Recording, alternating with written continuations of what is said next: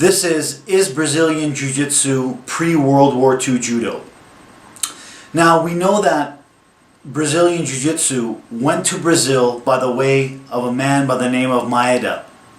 Maeda was a kodokan Judo black belt. Maeda was the official representative for Judo in Brazil, but he did not have the authority and the rights to teach students there, because he was an individual that was there attending to a colony which the Japanese had in Brazil. So the Japanese had a colony in Brazil. Maeda was sent there not as a Kodokan Judo representative to spread judo. He was sent there on an economic mission. He was sent there to make money. Now he became friends with the Gracie family. He taught Carlos Gracie Sr. Helio Gracie watched him for 2 years and then started teaching himself. But how did it evolve? It evolved through fighting. It evolved through effectiveness.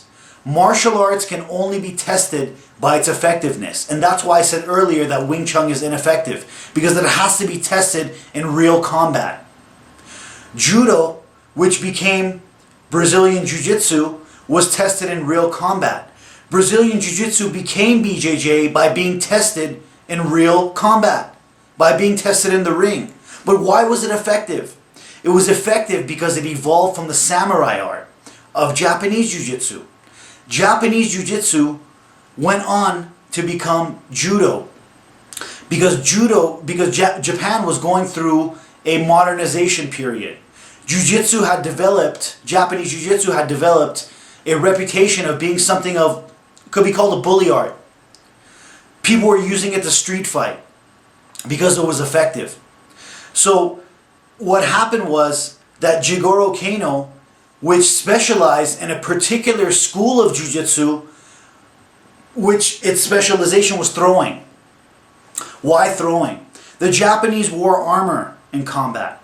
The samurais wore very heavy armor. You couldn't punch or kick them. You had to throw your opponent and hope that you threw them in a way that you would kill them when they landed, because their armor was so heavy, it would be something over 1,000 pounds per square inch coming down. That would crush the body of the samurai with its armor coming down on its neck, being thrown down. That's why it was effective.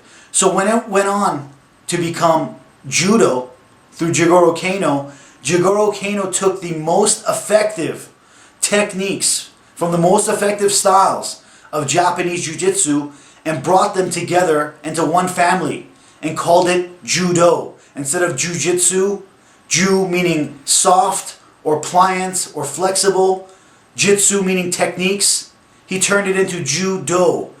Do meaning the way of being pliant, the way of being flexible, the way of being soft. Though we know it's not a soft art, it's a deadly art because it advanced from the samurai who used it in real hand-to-hand combat, in real deadly situations. So it worked. We know Jiu-Jitsu works. It's effective.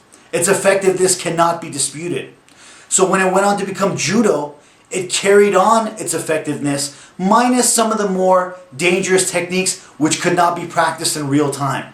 That's where jigoro kano made the most advancement, the most progress. In randori, in real-time training, to use techniques that you would use in real combat during real time. And that's what made judo practitioners not only so tough to beat, but it made them very skilled and technical.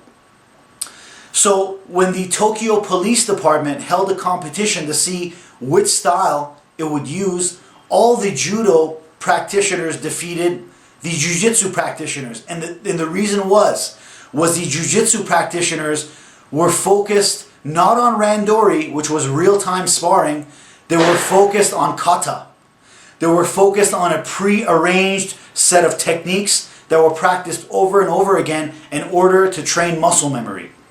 And they are good. No one can dispute the value in kata. But jigoro kano showed the value in real-time sparring and randori. And that's what made Judo so effective. So when Judo wanted to enter the Olympics,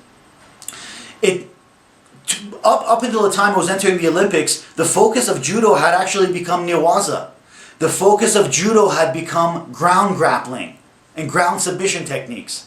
But when it wanted to enter into the Olympics, it reduced the time on the ground and limited it in order to increase the spectatorship, in order to increase the amount of people who are watching it. In order to keep them interested, it wanted to keep the fight standing. And that's why Judo's focus now is more on standing, whereas pre-World War II Judo's focus was more on Newaza, was more on ground grappling. But the question is, did Brazilian Jiu-Jitsu come from Judo? Yes, it did. It came from pre-World War II Judo. But Brazilian Jiu-Jitsu progressed, advanced its techniques by using them in real combat, by using them in real street fights, by using them in unlicensed matches, by using them in mixed martial arts competitions like the UFC. Thank you so much.